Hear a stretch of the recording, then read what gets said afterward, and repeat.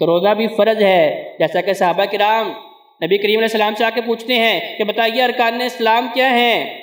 محبوب پیغمبر علیہ السلام نے فرمایا ان تشہد اللہ الہ الا اللہ وان تشہد ان محمد رسول اللہ۔ سب سے پہلا ارکان اسلام یہ ہے کہ تو گواہی دے کہ اللہ کے علاوہ میرا کوئی رب نہیں ہے، وہ اکیلا ہی میرا خالق و مالک ہے، وہ اکیلا ہی میری بگڑیاں بنانے والا ہے، اور تو اس بات کی بھی گواہی دے کہ میں اللہ کا بندہ اور آخری نبی اور رسول ہوں۔ اس کے بعد فرمایا تقیم الصلاۃ، 5 نمازیں قائم کرنا، وتصوم رمضان، تیسرے نمبر پہ فرمایا رمضان المبارک کے روزے رکھنا، چوتھے نمبر پہ فرمایا زکوٰۃ ادا کرنا، 5ویں نمبر پہ فرمایا بیت اللہ کا حج کرنا۔ یہ 5 ستون ہیں جن کے اوپر اسلام کی عمارت کھڑی ہے۔ تو لہذا اگر کوئی بندہ زبان سے انکار کر دے وہ بھی کافر، جو بندہ عمل سے انکار کر دے وہ بھی کافر۔ ایک بندہ مانتا ہے کہ بھئی ٹھیک ہے روزہ فرض ہے لیکن رکھتا نہیں، بھائی اس کا مطلب یہ ہے کہ وہ عملی اعتبار سے اس فرض چیز کا انکار کر رہا ہے۔ اللہ کا الحاکمین نے بتایا ہے کہ ہاں اگر کوئی مریض ہے یا مسافر ہے، اسے رخصت موجود ہے کہ وہ بعد میں رکھ لے، کیونکہ اس نے بعد میں وہ گنتی پوری کرنی ہے۔ فرائض جتنے بھی ہیں ان کی قضا موجود ہے، انہیں آپ چھوڑ نہیں سکتے۔ ایسا نہیں ہے کہ وقت گزر گیا تو ختم، نہیں، فرائض کی قضا موجود ہے۔ اللہ کا الحاکمین نے روزے کے متعلق بھی بتا دیا کہ اگر کوئی بہت شدید بیمار ہے، وہ سمجھ رہا ہے کہ بھئی میں نے روزہ رکھ لیا، شام تک مجھ سے اٹھا ہی نہیں جائے گا، نہ مجھ سے نماز پڑھی جائے گی، نہ مجھ سے قرآن پڑھا جائے گا، نہ مجھ سے ذکر و اذکار ہوں گے، نہ مجھ سے دیگر معاملات ہوں گے، تو لہذا فرمایا اب صرف معدے کو بھوکا رکھنے کی ضرورت نہیں ہے، اب وہ دوائی لے، اپنے آپ کو درست کرے، جب وہ صحت یاب ہو پھر اپنے چھوڑے ہوئے روزوں کی قضا دے دے۔ مسافر ہے اور مسافر بھی سمجھتا ہے کہ میرا سفر بڑا دشوار ہے، سفر کے اندر بھی یہ چیزیں مجھ سے نہیں ہو پائیں گی، وقت پہ نماز نہیں پڑھی جائے گی، قرآن کی تلاوت نہیں کر سکوں گا، ذکر و اذکار سے محروم رہوں گا، تو لہذا اسے بھی کہا کہ اب تو بھی روزہ نہ رکھ، بعد میں اس کی قضا دے دے۔ دوسری چیز اس کا ذکر اللہ کا الحاکمین نے فرمایا وہ کیا ہے؟ فرمایا کما کتب علی الذین من قبلکم، تمہارے ذہنوں میں یہ اشکال نہ ہو کہ بھئی یہ پہلا مشکل کام اللہ نے صرف امت مسلمہ کے اوپر فرض کیا ہے، فرمایا تم سے پہلے روزوں کے اوپر بھی روزہ فرض تھا۔ ہر شریعت کے اندر روزہ رہا ہے، ہر شریعت کے اندر، ہر مذہب کے اندر اللہ نے روزے کو فرض رکھا ہے۔ اسی طرح فرمایا دین اسلام کے اندر بھی اس روزے کو فرض کیا گیا ہے۔ اللہ اس روزے کا مقصد کیا ہے؟ روزے کیوں رکھوائے جا رہے ہیں؟ اللہ کا الحاکمین نے تیسرے نمبر پہ اس کی وضاحت بھی کر دی کہ فلسفہ روزہ کیا ہے، روزہ کیوں رکھنا ہے، اس کا فائدہ کیا ہے؟ لعلکم تتقون، کہا تاکہ تم متقی اور پرہیزگار بن سکو۔ اللہ کے ہاں مقرب ترین لوگ کون ہیں؟ ساری مخلوقات میں سے بہترین انسان ہیں۔ انسانوں میں سے بہترین کون ہیں؟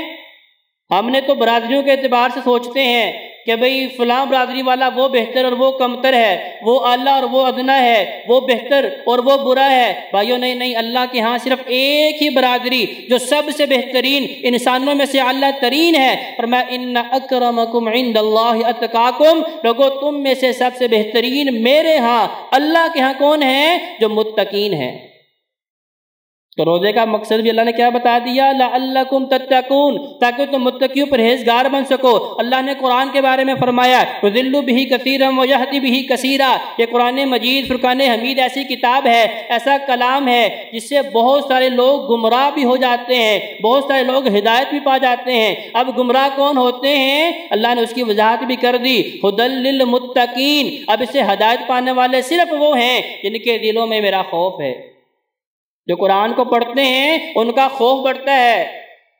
وجلت قلوبہم، ان کے دل دہل جاتے ہیں، ان کے اوپر لرزہ طاری ہو جاتا ہے، ان کے رونگٹے کھڑے ہو جاتے ہیں کہ اللہ نے جہنم کی سنگینی کس طرح بیان کی ہے، اللہ نے جہنم کے عذاب کس طرح بیان کیا ہے، اللہ نے حشر کے میدان کی ہیبت ناکی کو کس طرح بیان کیا ہے۔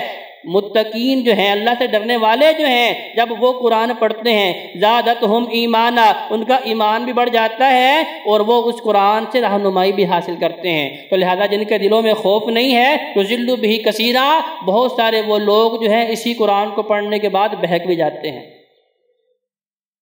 کون بہکتے ہیں؟ جو قرآن کی اپنی مرضی سے تشریح کرتے ہیں، اپنی مرضی سے تفسیر کرتے ہیں، اپنی منمانی خواہشات کے مطابق جو ہے آیات کو اپنی عقل کے مطابق سمجھتے ہیں کہ میری عقل یہ کہتی ہے۔ اور بھائیو تیری یا میری عقل کیا حیثیت رکھتی ہے؟ ہمیں بالکل اس بات کی قطعاً اجازت نہیں ہے ہم قرآن کے معاملے میں اپنی رائے کو پیش کریں۔ یہ جو ہے آزادی تو اللہ کا الحاکمین نے صحابہ کو نہیں دی تھی، وہ صحابہ جن کے بارے میں اللہ نے کہا کہ رضی اللہ عنہم ورضوا عنہ، میں ان سے راضی ہو گیا ہوں، لیکن اللہ نے ان کو بھی یہ اجازت نہیں دی کہ قرآن کی تفسیر جو ہے اپنی مرضی سے کر سکے۔ لیکن آج کا بندہ جو ہے کہتا ہے قرآن کو سمجھنا ہے اپنی عقل کے مطابق سمجھ لو۔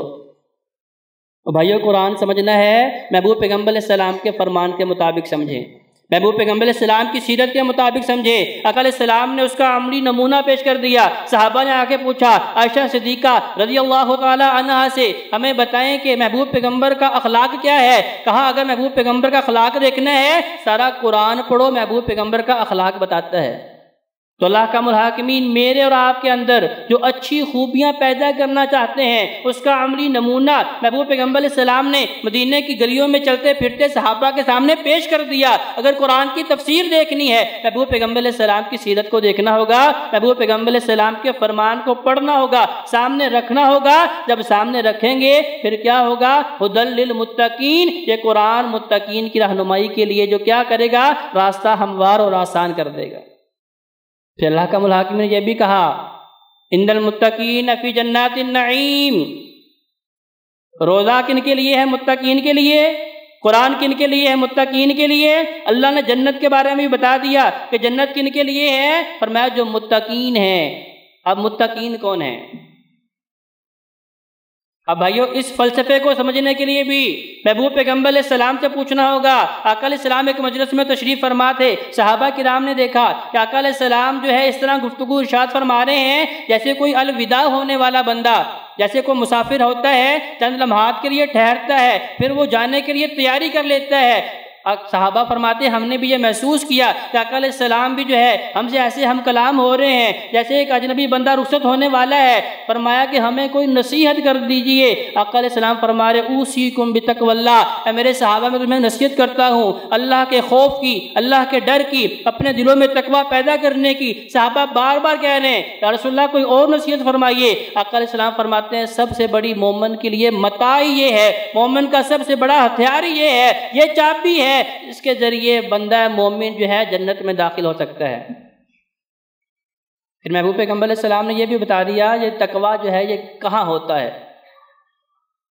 آج ہم لوگوں کے سامنے جو ہے لمبی چوڑی نمازیں پڑھ کے بتاتے ہیں میں بڑا متقی ہوں، لوگوں کے سامنے بڑے جو ہے مال خیرات کر کے بتاتے ہیں میں بڑا متقی ہوں، لوگوں کے سامنے اظہار کر کے جی میں نے 250 حج عمرے کر لیے، لوگوں کو یہ بتانے کے لیے میں بڑا متقی ہوں۔ اور بھائیوں نہیں، محبوب پیغمبر علیہ السلام نے فرمایا تقویٰ ہا ہونا یشیر الی صدری، محبوب پیغمبر علیہ السلام اپنے دل کی جانب اشارہ کر کے بتا رہے تھے، کہا کہ تقویٰ دل کے خوف کا نام ہے، اللہ کے ڈر کا نام ہے۔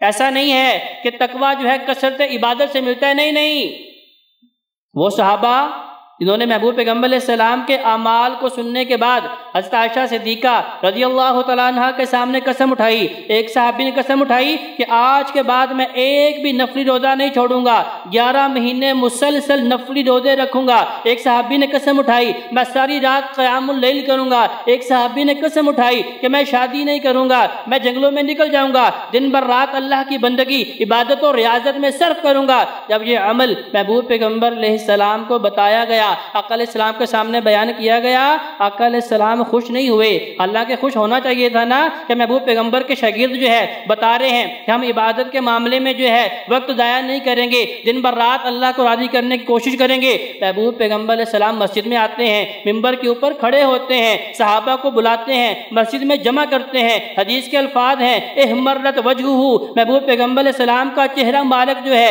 غصے کی وجہ سے لال ہے۔ آقا علیہ السلام کے الفاظ سنیے، محبوب پیغمبر علیہ السلام فرماتے ہیں اما للہ اتقاکم للہ واخشاکم لہ، محبوب پیغمبر نے بھی قسم اٹھا کے کہا لوگوں تم سے زیادہ متقی میں ہوں، تم سے زیادہ رب سے ڈرنے والا میں ہوں، لہذا اگر تم میری سنت سے آگے بڑھنے کی کوشش کرو گے تمہاری عبادات تمہارے منہ پہ مار دی جائیں گی، تمہاری وہ بندگی رب کی بارگاہ میں بندگی نہیں ہے جس کے اوپر میری سنت کی مہر ثبت نہیں ہے۔